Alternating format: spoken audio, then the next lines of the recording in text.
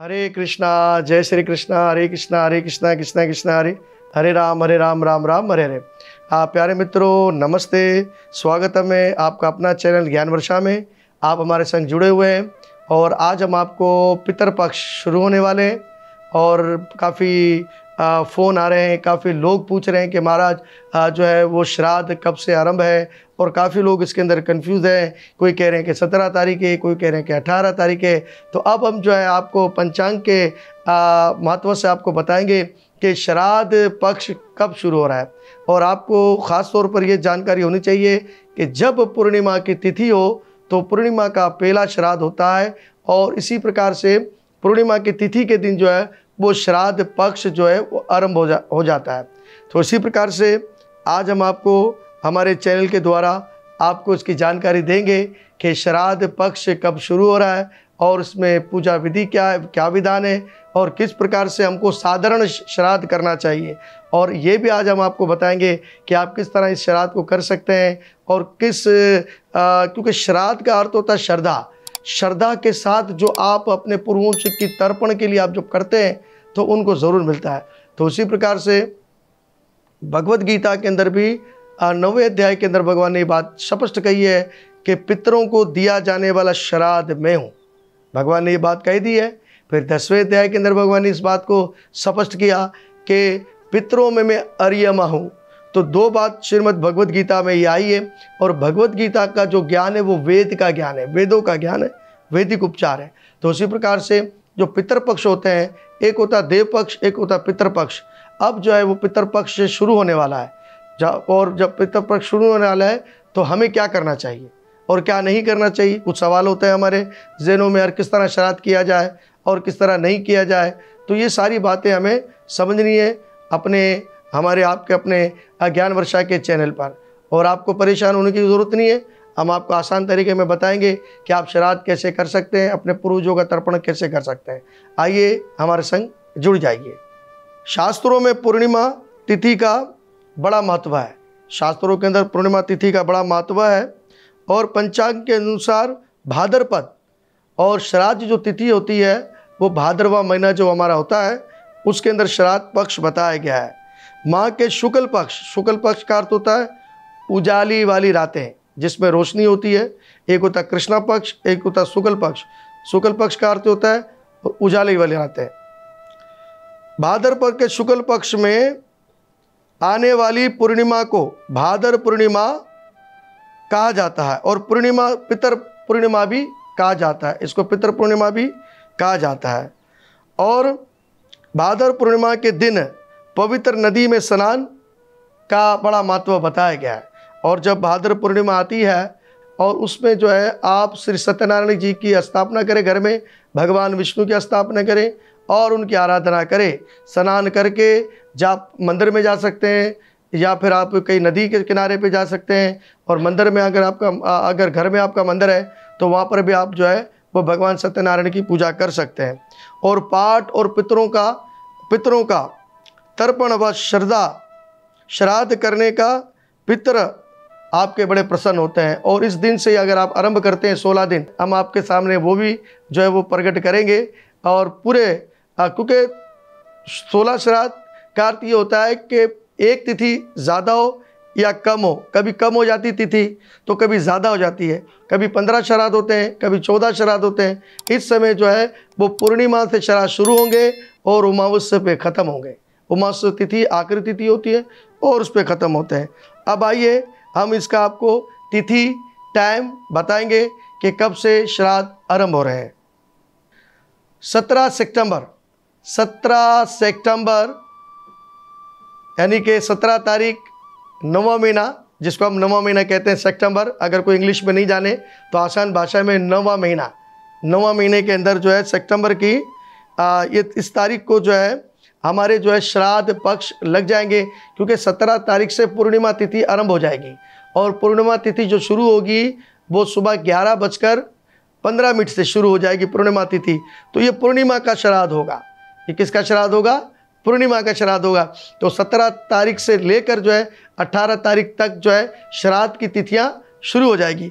तो उसी प्रकार से प्यारे मित्रों, इस बात को आप ध्यान देके सुन लीजिए कि 17 सितंबर से पूर्णिमा की तिथि आरंभ है और सुबह 11:15 पर पूर्णिमा शुरू हो जाएगी और ये पूर्णिमा फिर जो है 18 तारीख को प्रातः काल में समाप्त होगी। और पूर्णिमा तिथि से जो है वो पितृपक्ष भी शुरू हो जाएगा। तो पहला श्राद्ध होगा। तो मेरी हाथ जोड़कर आप तमाम लोगों से विनती है कि आप श्राद्ध का कार्य करें। और श्राद्ध के दिन ही जो आपके पितर जो होते हैं वो इंतज़ार करते हैं 16 श्राद्धों में कि हमारा कोई पोता हो, हमारा कोई बेटा हो जो हमारे निमित्त जो श्राद्ध क्रिया करे और जिससे उनका तर्पण हो। अब श्राद्ध का आसान तरीका बताया कि जब पहला श्राद्ध हो 17 तारीख का पूर्णिमा का, तो आप सुबह उठ जाइए, स्नान करें, सूर्य नारायण को जल दीजिए और घर में स्वस्थ जो है खीर बनाइए और कोई पूड़ी बनाइए और आसान तरीके से आप जो है उसके 4 भाग करिए। आसान भाषा में मैं आपको बता रहा हूँ, कोई आपको परेशान होने की ज़रूरत नहीं है।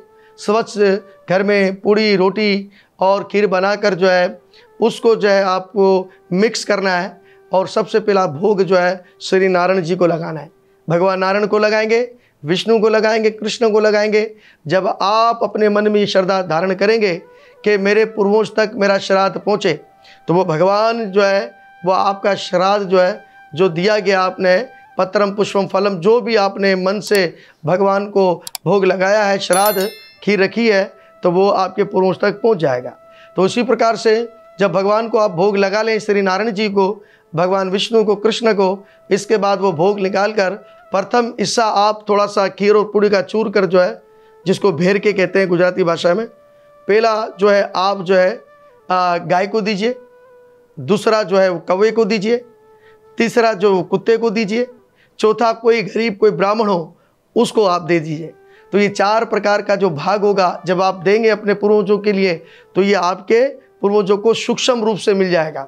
क्योंकि पितर कार्य का समय है, जितना आप सुबह करेंगे 11 बजे 12 बजे सुबह करेंगे ये उतना लाभ है। तो 3 बजे से पहले पितर कार्य कर देना चाहिए, 2 बजे कर देना चाहिए। क्यों? इसकी वजह है ताकि पितरों को रोशनी, सूर्य से उनको रोशनी मिलती है, सूर्य नारायण से उनको रोशनी मिलती है, उनको नज़र आता है, वो देखते हैं, वो समझते हैं, इसके बाद आपके भोग को वो ग्रहण करते हैं। तो इसी प्रकार से इस बात को आप ख्याल कीजिएगा कि रात को श्राद्ध पक्ष नहीं होता, संध्या में श्राद्ध पक्ष नहीं होता है, सिर्फ दिन में आप ये कार्य करेंगे। और 16 दिन अगर हो सके तो भगवत गीता के 7वें अध्याय को पढ़ें, सुबह के टाइम में 7वें अध्याय को पढ़ें और जल आप रखें और जल जो है आपके पितरों को आप अर्पण कर दें। और इसी प्रकार से पीपल को आप जल देंगे 16 दिन, तो पीपल को दिया जाने वाला जो जल है वो भी आपके पूर्वजों को प्राप्त होगा। इसमें आपके घर में सुख शांति का निवास होगा, पितरों की कृपा होगी और पितर जब प्रसन्न होंगे तो आपके सारे कार्य ही सही होंगे। और जिसको पितर दोष लग जाता है जीवन में वो हमेशा दुखी रहता है और न उसके रोज़गार चलता है, घर में परेशानियां होती है और उसके हर प्रकार की जो सुविधा आने वाली होती है वो सारी की सारी रुक जाती है। और ये 16 दिन इससे बताए गए जिसमें जो है वो पितर जो है वो प्रसन्न रहते हैं। कोई भी बेटा पोता नवासा कोई भी हो, आपके पूर्वज जो होते हैं जिन्होंने आपके लिए बहुत कुछ किया होता है, बहुत कुछ उन्होंने आपके साथ अच्छा व्यवहार किया होता है, तो ये 16 ही दिन होते हैं उनके लिए तर्पण करने के लिए, श्राद्ध करने के लिए। तो प्यारे मित्रों, ये सारी जानकारी हमने आपको दे दी है और आप इस पर चलकर जो है अपने पुरखों का तर्पण भी कर सकते हैं। और आसान तरीके से और भी मैं आपको बताऊंगा। अगर आप भगवत गीता नहीं समझ सकते हैं, नहीं पढ़ना जानते, तो ज्ञान वर्षा के YouTube चैनल पर लिंक को दबाकर आप भगवत गीता का पहला, दूसरा, तीसरा, चौथा अध्याय आप सुन भी सकते हैं ज्ञान वर्षा के चैनल पर। अब आ जाइए, हम आपको अब सारी तिथि बताएंगे कि कौन कौन सा श्राद्ध कौन कौन सी तारीख को है। वो तारीख आप ध्यान में रखिए और इसको अच्छी तरह से आप जो याद रखें।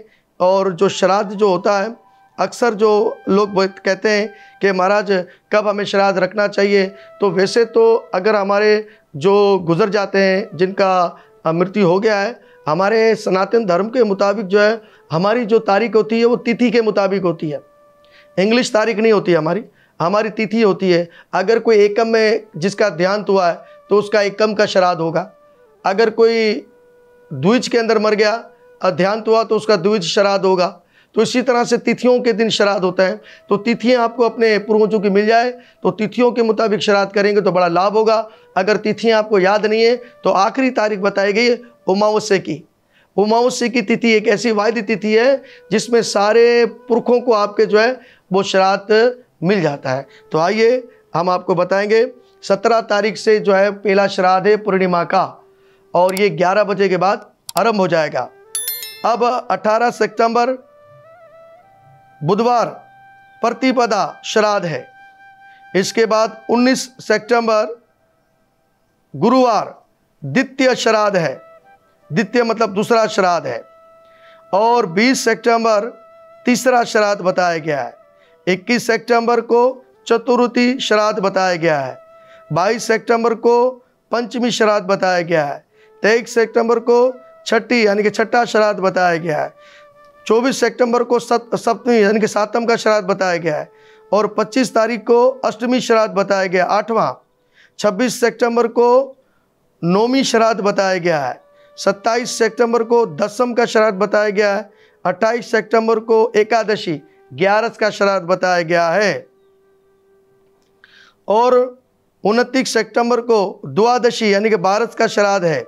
और 30 सितंबर को त्रयोदशी यानी कि 13वां श्राद्ध बताया गया है। और पहली तारीख को 14वां श्राद्ध बताया गया है।